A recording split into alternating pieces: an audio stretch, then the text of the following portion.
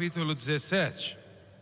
A Bíblia, começando no versículo 1, a palavra do Senhor diz: Então Elias o Tishbita, que era dos moradores de Gileade, disse a Acabe: Vive o Senhor Deus de Israel, diante do qual eu estou, que não haverá chuva nem orvalho nestes anos, a não ser pela minha palavra. E depois a palavra do Senhor veio a ele dizendo: Aparta-te daqui e vai para o Oriente. O Oriente está falando do nascer do sol. Não importa quão profundo no pecado uma pessoa ou uma nação pode estar, existe sempre o nascer do sol. Deus não desistiu. E te esconda no ribeiro de Querite, que está diante do Jordão, e beberás do ribeiro, e eu já ordenei aos corvos que ali te deem o sustento. E ele foi e fez conforme a palavra do Senhor, pois se foi e assentou junto ao ribeiro de Querite, que está diante do Jordão. E os corvos ali lhe traziam pão e carne pela manhã, e pão e carne à tarde, e bebia do ribeiro. E aconteceu que, passando alguns dias, secou-se o ribeiro, porque não tinha chovido sobre a terra. Abaixe sua cabeça enquanto eu ministro hoje no título Queribe. Pai, nós viemos a Ti no nome do Teu Filho Jesus Cristo e te agradecemos, porque o Senhor está vivo, a tumba está vazia, e nós te adoramos e celebramos o Espírito do Senhor que nós sentimos neste culto nesta manhã. E nós te pedimos, Senhor, que o Senhor possa tocar cada vida aonde estiverem, no santuário, ou os que estão assistindo na televisão, ouvindo na rádio, ou assistindo pela internet. E te damos todo o louvor e toda a glória, e todos digam amém e amém. Elias, o profeta de Deus. O seu ministério foi durante um dos maiores deboches de Israel, que foi o reinado de Acabe. Como eu falei um tempo atrás, a palavra fala claramente que não houve nenhum rei que se assentou no trono de Israel, que fez tantas coisas ruins para provocar a Deus, como Acabe fez, e a sua esposa Jezabel. O profeta do Senhor, ele se levanta, e entenda isso. Meu pai falou disso quarta-feira, mas eu quero que você entenda novamente. Na antiga aliança, era o profeta, através da sua comunicação com Deus e a sua palavra trazida, que liderava a nação. Era o profeta, o seu chamado. E agora note isso, eu vou trazer isso aqui. Nós não entendemos realmente o ministério do profeta hoje. O ministério do profeta não é alguém que anda com um cartão de negócios que fala profeta, falando você vai ficar rico e você... O ministério do profeta, primeiramente, não está aqui para falar de coisas do futuro, mesmo que isso é parte disso, mas o ministério número 1 do ministério do profeta é para chamar a nação e o povo para arrependimento. Ele tem que ser uma voz de justiça, ele tem que ser uma voz de santidade, ele tem que ser aquele que fala para o povo: retorne ao caminho de retidão. A igreja não quer este caminho antigo hoje. A igreja não quer, não vão tentar. Deixa eu falar. O que você pensa hoje, nesse século 21, que nós podemos melhorar nesse modelo estabelecido que é a palavra de Deus? A sua palavra funcionou por 2000 anos e continuará funcionando até que a trombeta soe. Deus não precisa de hip hop. Deus não precisa de alguém com um boné de beisebol virado para o lado e as suas calças caindo no joelho e um cirolão puxado para cima, fazendo... Isto é uma abominação aos olhos. Igreja, me escute, por favor. É melhor a gente pegar os nossos jovens e dar para eles heroína. É melhor a gente dar para eles maconha, porque tudo isso promove esse espírito. Eu vou falar isso e o Gabriel vai falar de uma mensagem, mas isto está promovendo o espírito do oculto e feitiçaria. Eu não tenho tempo para falar disso aí. O profeta, no comando da sua palavra, ele disse: não haverá chuva nem orvalho, não vai cair na terra por 3 anos. O céu vai estar fechado. Na Bíblia, fome, seca, falta de chuva, aquilo que acontece no físico nos fala sobre o mundo espiritual.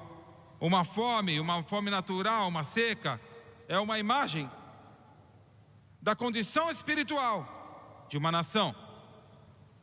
Como não tinha chuva que caía, a colheita não podia crescer como tinha que crescer.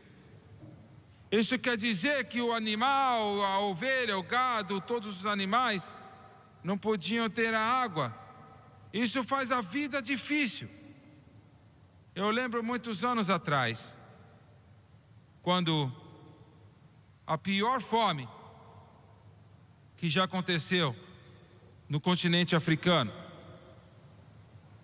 centenas e milhares de pessoas morreram por causa da fome, seca e morte pela fome. E ainda por cima estavam acontecendo muitas guerras.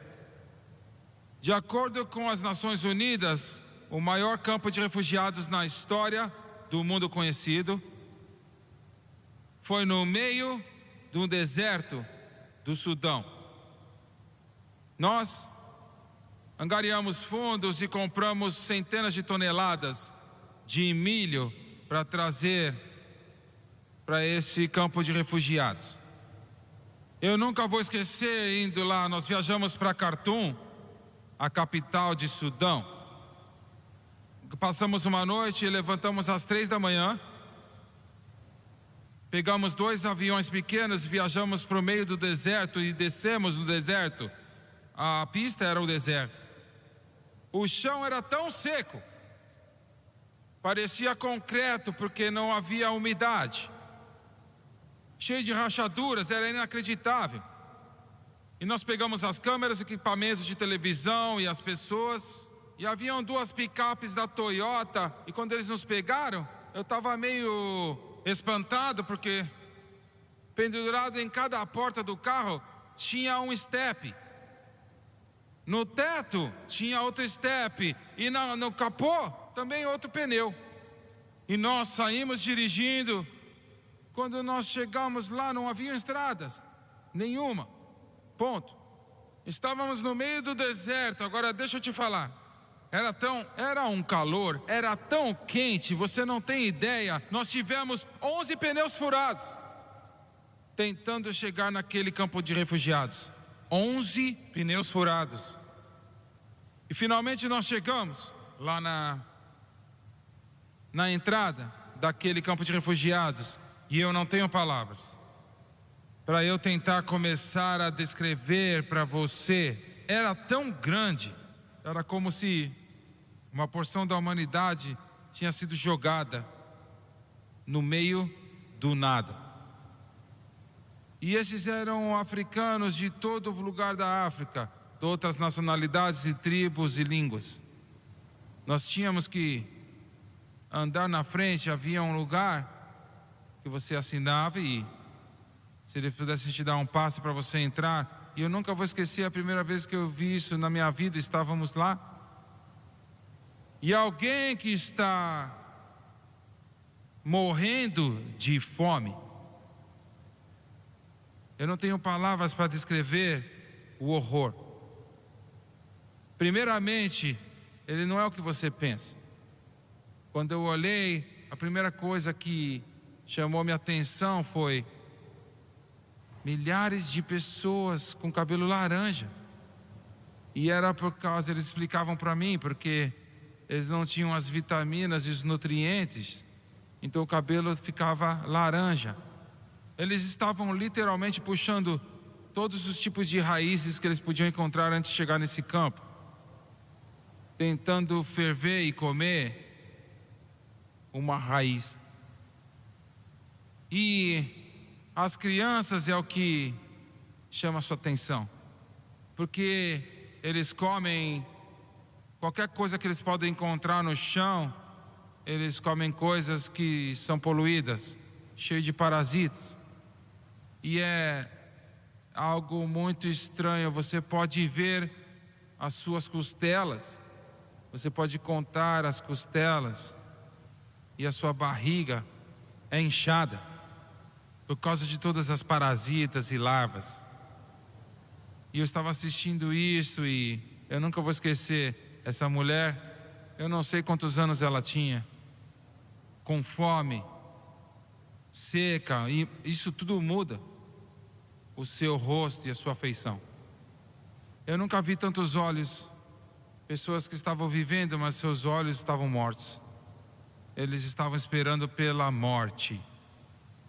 Antes de eu acabar essa história, esta seca estava acontecendo por muito tempo, e mesmo assim, muitas pessoas no mundo nem sabiam disso, mas uma foto de um fotógrafo da África do Sul eventualmente ia ganhar um prêmio Nobel da Paz por sua fotografia.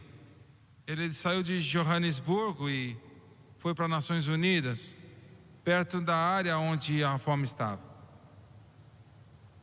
E quando ele viu o horror da fome, ele viu um urubu na distância, muitos urubus circulando, e ele não sabia o que estava acontecendo. E ele seguiu aqueles urubus e ele chegou num lugar alto, e quando ele viu o que era normalmente um rio, agora estava totalmente seco. E havia uma criancinha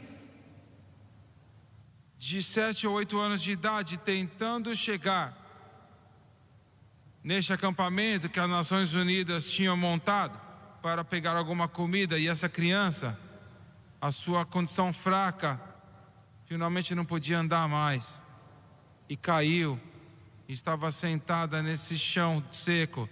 Ele assistiu enquanto os urubus chegavam e eles começaram a olhar para essa criança. Ele tirou uma foto e aquela foto mostrou ao mundo todo o horror daquele problema que estava acontecendo. E eu estava lá, e essa mulher vem andando com seu estômago inchado, seus olhos abertos e seu cabelo laranja. E ela literalmente, ela chegou perto de mim. Ela parou. E eu escutei o extintor da morte. E ela caiu aos meus pés morta. E eu só estive perto da morte assim 2 vezes. E eu nunca vou esquecer. Nós andamos até o acampamento e os caminhões chegaram carregando toneladas de milho que nós compramos no ministério.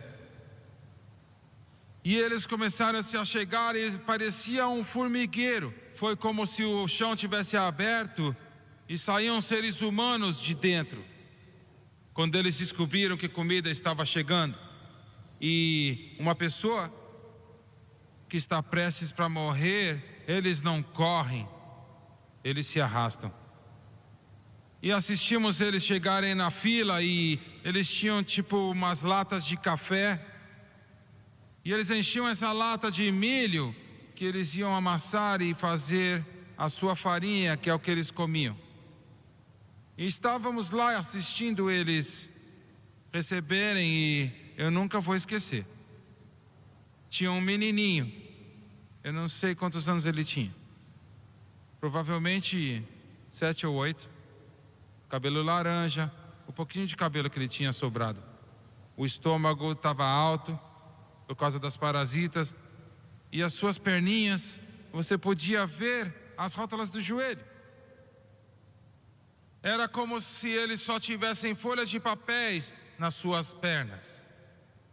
E ele tentando andar com a sua latinha encheu, e ele vem andando para onde eu estava e outras pessoas, e era muito pesado. E ele estava se arrastando e finalmente ele caiu. E quando ele caiu, ele derrubou aquela lata no chão e se espalhou por todo lado. Estávamos lá observando e eu saí correndo. Muitos de nós corremos em sua direção e nós levantamos ele. E quando eu levantei aquela lata, começamos a recolher o milho e colocar de volta na lata. E ele pegou de novo e tentamos ajudá-lo por um pouquinho a andar. E aí quando eu virei, ele começou a andar. Ele andou alguns passos e aí ele parou. Só parou. Aí ele soltou aquela lata no chão. Ele abaixou e ele pegou um daqueles milhos. Eu estou falando a verdade aqui. E ele virou e se arrastou por onde eu estava. Eu não sabia o que fazer. E ele fez assim. E eu estiquei a minha mão e ele pôs na minha mão. Eu não dormi aquela noite. Eu não dormi por muitas noites quando eu fiquei vendo aquela imagem. E a razão disto tudo, a realidade é que não existe razão. Tem tanta terra para alimentar o mundo todo, mas por causa do pecado, por causa da desumanidade do homem, por causa de um coração mau que gosta de tirar vantagem de uma catástrofe desta, como muitos desses senhores africanos da guerra, que eles roubam a comida da boca do seu próprio povo, até que milhares deles morrem. Tudo isso é por causa do que Adão fez no início dos tempos. O pecado é a razão para o céu para se fechar. Agora deixa eu falar, não tenho muito tempo, eu tenho que correr. Deixa eu falar isso.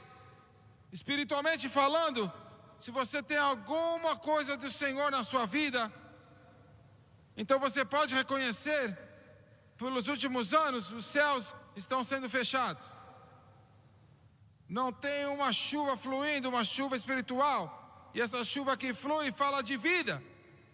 Está falando de crescimento, fala de colheita, fala de alegria, a salvação nessa chuva, a cura nessa chuva, libertação nessa chuva, a paz nessa chuva e a alegria nesta chuva. Mas os céus estão fechados. Mas eu tenho novidades para você. Eu quero que você saiba disso. Que os céus podem estar fechados agora. E a chuva do Espírito não está fluindo como nós queremos. Mas eu tenho que te lembrar das palavras do profeta Elias, que disse para aquele rei perverso Acabe: levante-se, levante-se, levante-se, coma e beba, porque eu posso ouvir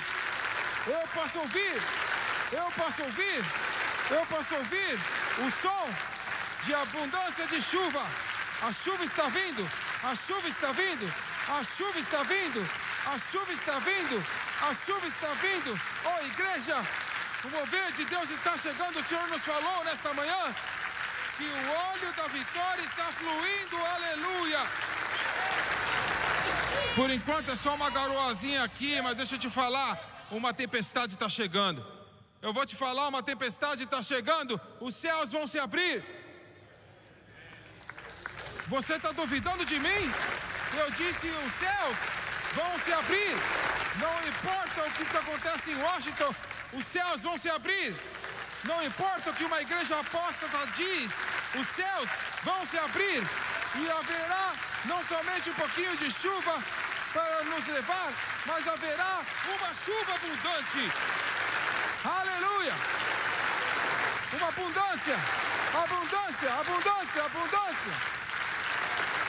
E o Senhor irá restaurar todas as coisas que a locusta e o gafanhoto comeram. Ele vai restaurar todas as coisas que o diabo roubou de nós. Escute. A Bíblia diz, vira lá por favor. A Bíblia diz, não Freud, não ateu qualquer, mas a Bíblia diz, eu não vou chegar até lá. A Bíblia diz, quando o povo de Israel foi trazido fora da prisão do Egito, número 1, eles não fugiram no meio da noite. Eu disse, eles não saíram de mansinho quando o faraó estava dormindo, mas eles marcharam para fora na luz do dia, do maior país do mundo. Não sobrou nada, somente ruínas esfumaçadas. Não existe nenhum Deus como o nosso Deus. Não existe Deus como Jeová. Mas eles não só saíram. A Bíblia diz, primeiramente, que ele curou cada um dos israelitas doentes. Existe uma chuva de cura vindo. Você marque minhas palavras. Existe uma chuva de cura que está vindo. Os olhos dos cegos serão abertos. Os ouvidos dos surdos serão abertos. O coxo andará novamente. E eu creio que os mortos serão ressuscitados. Cura está vindo. O câncer vai ser removido. Tuberculose vai ser curada. Eczemas serão curados. Enxaquecas e dor de cabeça serão curados. Aleluia. Curados todos, nenhum doente entre nós. Não é a vontade de Deus que nenhum de nós, dos seus filhos, fiquem doentes. Mas a doença está aqui por causa do pecado dos nossos pais. Mas a chuva está chegando. Eu disse a chuva está chegando. Eu disse a chuva está chegando. Eu disse a chuva está chegando. Eu posso ouvir o sol de abundância de chuva, aleluia. E eles eram curados. Mas não somente curados, a Bíblia diz que ele restaurou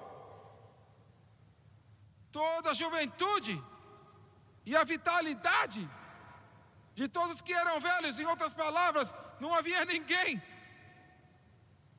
que saía mancando dos portões do Egito, mas cada um deles, do mais velho em diante, eles andaram com as suas costas endireitadas. Eles saíram com força nas pernas. E eles saíram, eles podiam ter 150 anos de idade, mas eles estavam andando como se tivessem 20 anos. A chuva está vindo. A chuva está vindo. Eu disse, a chuva está vindo e vai restaurar sua juventude, a sua vitalidade. Aleluia. Mas não parou aí. A Bíblia diz que ele curou, restaurou a sua juventude. Eu gosto da maneira que o Espírito Santo diz, não havia nenhum fraquinho entre eles. Nenhum assim, ó. Mas aquela mão estava dura e estreita. Os olhos. Eu estava indo bem. Mas um mês atrás eu levantei. E eu desci e eu abri 1ª e 2ª Reis, os comentários. E eu comecei a ler. E as letras estavam dançando. Era hieróglifo.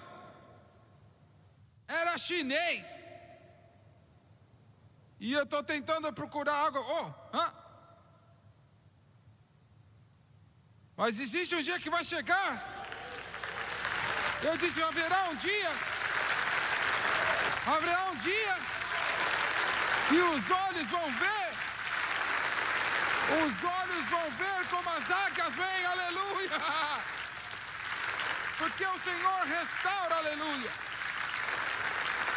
Ele os curou. Ele restaurou a sua juventude. Oh Deus, dá para mim também, rápido.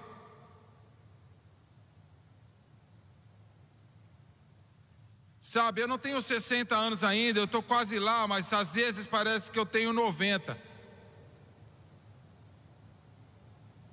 Curou, restaurou a sua juventude. E a Bíblia diz, última coisa, já percebeu, as coisas boas vêm em grupo de 3. A Bíblia diz, ele os deu todo o ouro e toda a prata do Egito. As riquezas, o país mais próspero que existia em todo o mundo, ele deu para eles tudo, toda a riqueza do Egito, e para pagar de volta, Deus Deus está quase pronto para pagar de volta para a igreja todas as coisas que o diabo tentou roubar dele. Eu clamo toda pessoa que o diabo roubou dessa igreja. Eu clamo todo o ministério que nós tínhamos. Eu clamo todo o país do mundo. Eu clamo toda a cor da pele, toda a língua falada, cada país. Porque as nossas riquezas não estão na prata e no ouro. Mas as nossas riquezas é a igreja. Nossa riqueza são as almas. Ah, você não está ouvindo.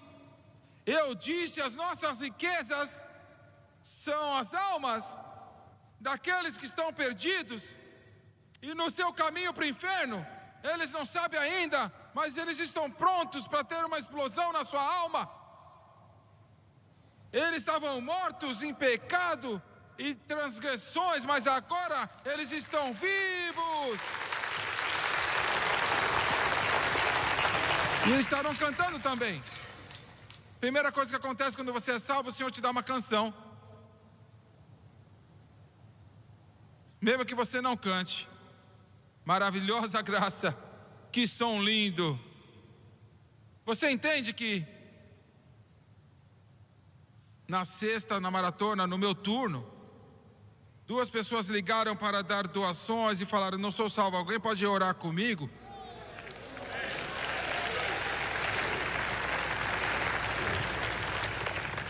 O Senhor me deu uma promessa anos atrás e não aconteceu ainda. Mas se era do Senhor, aconteceria no momento que você piscou seus olhos. Mandamento deve estar debaixo de mandamento. Mandamento sobre mandamento. Regra sobre regra. Regra sobre regra. Um pouco aqui, um pouco ali. Nos últimos 25 anos nós tivemos um pouco aqui e um pouco ali. Mas quando você repara o altar, a chuva vem.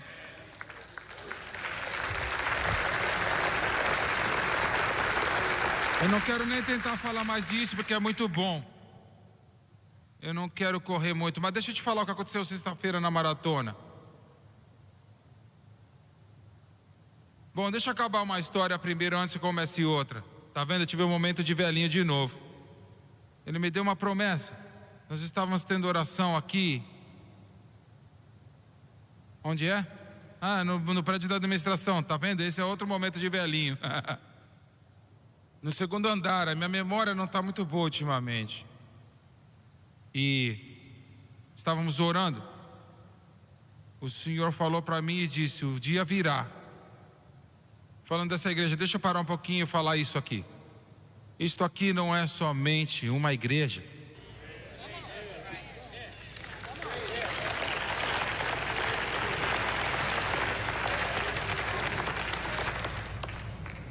Muitas igrejas, a maioria das igrejas, elas estão preocupadas com a cidade que está por lá para fora. O que está por fora da nossa porta é o mundo.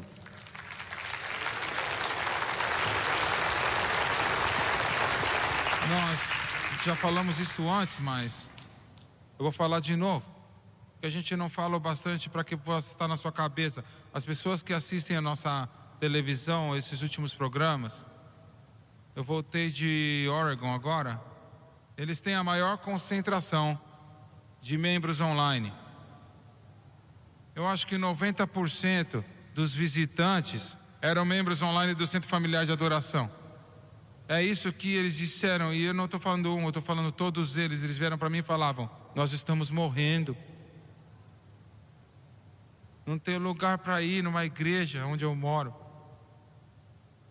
Um disse: se eu quisesse ir para um clube de comédia, eu ia para a minha igreja antiga.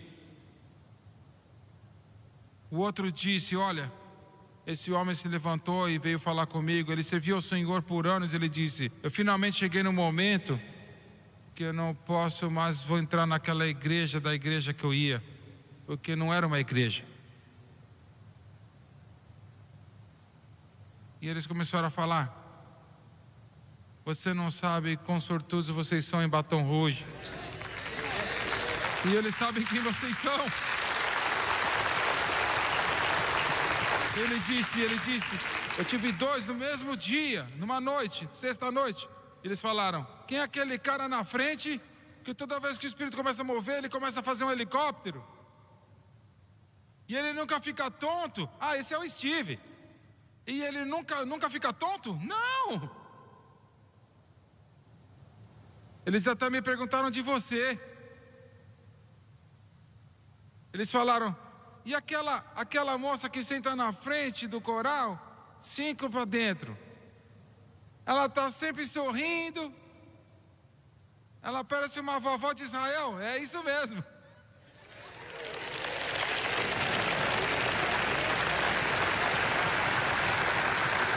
E eles ficaram lá e me falaram que se eles morassem em Baton Rouge, um olhou no meu olho com lágrimas nos olhos e disse: deixa eu falar o que eu tenho. Se eu achar um lugar e um trabalho para trabalhar em Baton Rouge, eu vou para lá. Porque tem uma igreja, eu preciso de uma igreja.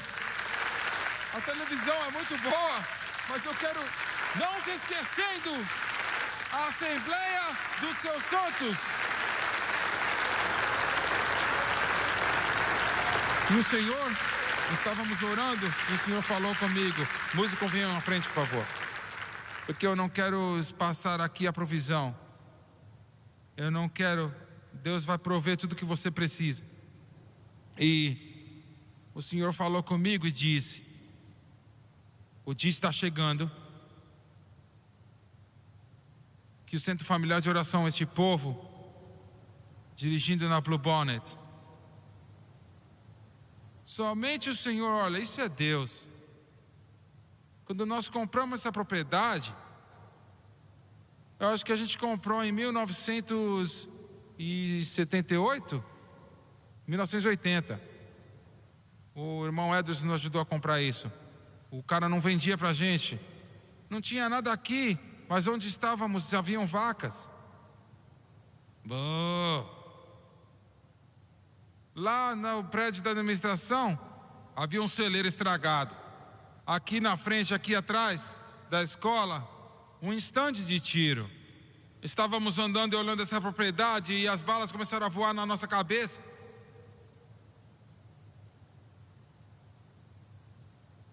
E eu não acabei ainda, mas quando nós chegamos aqui na Blue Bonnet, parava aqui na Perkins. Final, não tinha nada, só árvores. Essen tinha um prédio completado e a parte de um outro.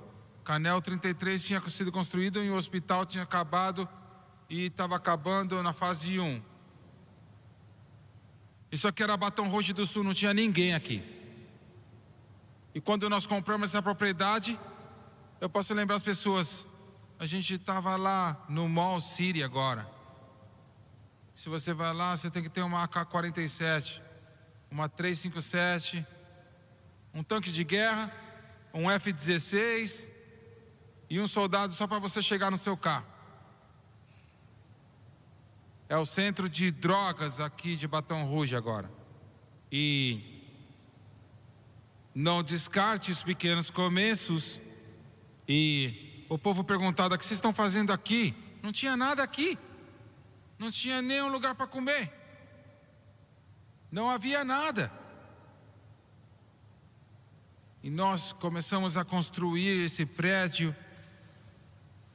Mesmo quando a gente se moveu, você podia sentar lá, aqui do lado. Você podia sentar no chão, 8 horas.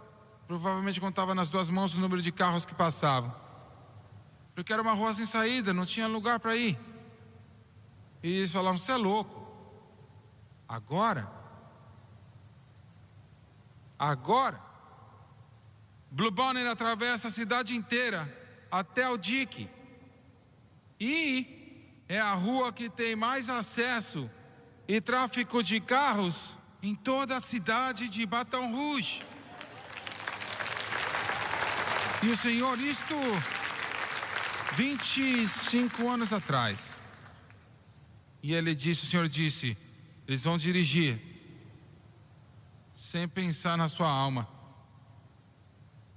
E eles vão estar debaixo da convicção, não sabendo o que é, eles vão entrar aqui, vão entrar e eu vou salvá-los.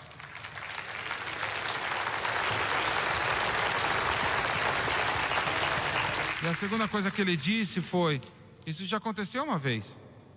Ele disse que virão aqui famintos pelo Espírito Santo.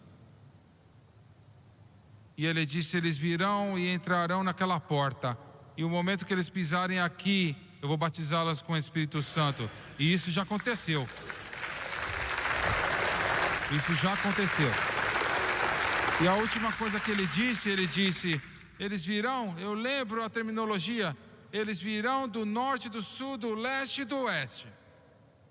Enfermos em seus corpos. Os doutores disseram não há esperança.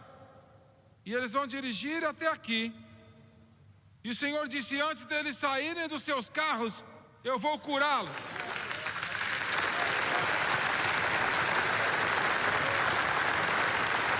Mas por que no estacionamento? Assim nenhum homem pode ter a glória. Eles dirão, quem pôs as mãos sobre vocês? O Senhor fez. Quem te ungiu com óleo? O Senhor ungiu. E o diabo roubou muitas coisas de você. Ele roubou alguns de seus filhos. Não desista deles.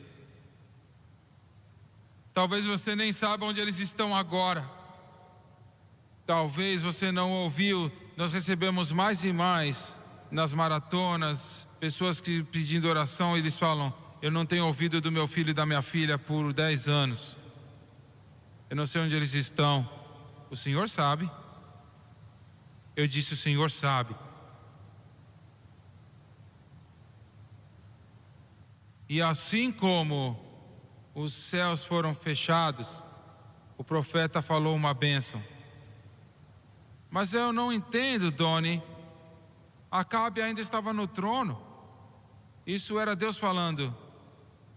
Ele pode achar que ele comanda e que ele reina, mas eu sou o Deus que reina soberano.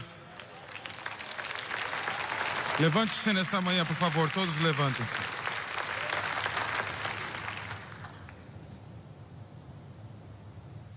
Levante suas mãos.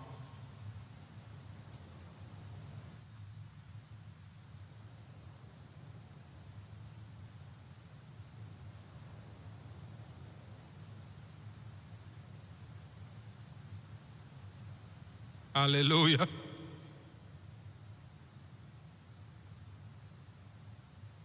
Com suas cabeças baixas e seus olhos fechados. Deus é um Deus de restauração. Ele quer restaurar todas as coisas que Lúcifer roubou de nós. Ele quer restaurar casamentos. Ele quer restaurar os empregos. Ele quer restaurar relacionamentos. Ele quer restaurar a condição física do seu corpo. Ele quer restaurar a sua emoção condicional. E eu não preciso saber o que é, mas se existe alguma coisa que o diabo tirou de você e você quer de volta, enquanto eles cantem, eu quero que você se levante e que você venha aqui nesse altar. Come on. Again, never again. For I have opened my heart to you. The rain is coming. For he'll wash away my tears and forget my foolish fears. Seja o que for que o diabo roubou de você, levante suas mãos agora. E comece a louvar o Senhor, a chuva está vindo, a restauração nesta chuva, Pai, em nome de Jesus. Tudo que o inimigo roubou de nós, tudo que ele tirou de nós, agora em nome de Jesus Cristo, nós clamamos de volta, 7 vezes mais, aleluia, comece a louvar ao Senhor. He waits for you. Oh, hallelujah. Rabba mama shotora baba kurinde. Mandala barinda la baba ratara da shotoriate. He did for me. Mandala bakoranda la masotoria baba shotoriande. Oh, aleluia. Pai, em nome de Jesus, toda pessoa com a mão levantada agora, representando algo, Senhor, que o diabo roubou deles. Senhor, agora em nome de Jesus, como essa chuva vem, Senhor, restaura todas as coisas que a locusta e que o gafanhoto comeu. Em nome de Jesus, restaura agora. Oh, hallelujah. Thank you, Jesus. For I have opened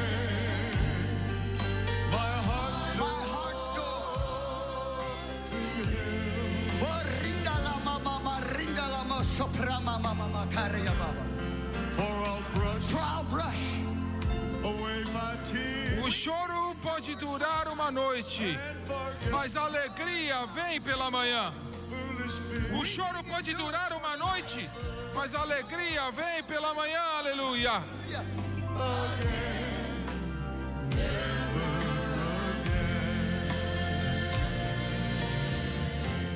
Eu quero que você olhe para mim rapidamente, nós vamos orar mais uma vez.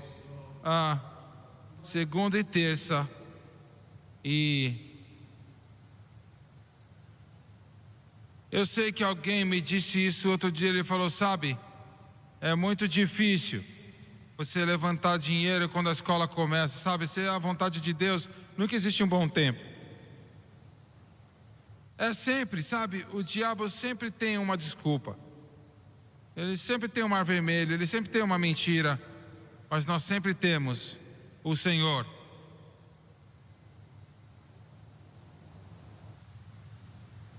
Agora aqui, eu estava orando sobre isso outro dia. Esse é o problema. Existem muitas pessoas assistindo a nossa rede, mas eles nunca ligam. Eles assistem todo dia, mas eles não ligam. E por 2 razões. Primeiro, eles não entendem o valor de uma alma. Essa é a coisa mais importante, é que alguém possa entrar no reino. E número 2, eles duvidam que o Senhor vai os abençoar. Eles realmente não acreditam que o Senhor vai os abençoar. E essa é a verdade. Agora deixa eu te dizer alguma coisa. Não deveria haver um crente qualquer. Se você tem ar no seu pulmão e você ainda tem massa cerebral entre os seus ouvidos, a palavra dúvida em relação à bênção do Senhor nunca deveria estar na sua mente. Você é um testemunho vivo. Você uma vez estava morto no seu pecado e nas suas transgressões, mas você foi abençoado com a vida e vida mais abundante, aleluia. A palavra bênção na Bíblia quer dizer acrescentar. Deus quer pegar o que você tem, não importa quanto que é, e Ele quer adicionar, incrementar, adicionar. É isso que é a provisão. Oh, aleluia. E se o Senhor tem que usar o mundo para nos abençoar, Ele vai, assim como Ele já usou aqueles corvos. Mas eles duvidam, existe dúvida na sua mente. Ele faz para os outros, mas Ele não vai fazer por mim. Essa atitude não está machucando a obra de Deus, mas está machucando eles. Está machucando eles. E nós queremos orar para que as suas escamas possam sair de seus olhos. E esse é o problema, eles têm escamas espirituais nos seus olhos. Você sabe, eu quero que você seja abençoado em todas as áreas da sua vida. espiritualmente, fisicamente, financeiramente, domesticamente, emocionalmente. Eu quero que cada um de vocês entre na igreja assobiando e saiam clamando. Eu quero que a próxima vez que alguém chegue e fala, como você está? Você fala assim para ele, eu estou abençoado, eu sou abençoado na cidade, eu sou abençoado no campo, no meu carro, na minha casa, no meu trabalho, e tudo que eu toco é abençoado. Mas a bênção de Deus só pode vir se nós obedecermos. É por isso que todas as promessas de Deus são para nós, mas todas as promessas são condicionais. Se você andar no meu estatuto, se você cumprir meus mandamentos, se você obedecer minha palavra, existem condições, nós temos que recebê-las debaixo das condições, entendendo isso, que nós temos que fazer algo para liberar as bênçãos dos céus. Levante suas mãos agora, una-se a nossa fé para a segunda e terça. Pai, em nome de Jesus, nós trazemos segunda e terça diante de Ti. E Senhor, aquilo que nós somos e tudo que nós temos que fazer é de suprema importância, porque não há nada mais importante do que o Seu Evangelho penetrar as trevas e o pecado, penetrar a prisão dos corações e das vidas que estão presas por pecado.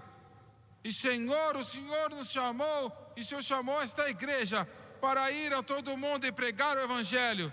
Senhor, nós precisamos da ajuda de cada pessoa, precisamos das orações, precisamos da fé e precisamos das finanças. Então, Senhor, nós te pedimos que o Senhor possa tirar as escamas dos seus olhos, que eles possam ver o que o Senhor é um Deus de bênção, o Senhor é um Deus que abençoa, o Senhor é um Deus de bênção, e o Senhor é um Deus que abençoa, e que o Senhor gosta de abençoar os seus filhos, e que cada pessoa, a partir da primeira pessoa que ligou na quinta de manhã, até a última pessoa que vai ligar na terça à noite, abençoe o Senhor em nome de Jesus, que eles possam receber a tua bênção, que eles possam ver uma bênção tangível de Deus nas suas vidas, e todos digam amém e amém. Dá para o Senhor uma salva de palmas.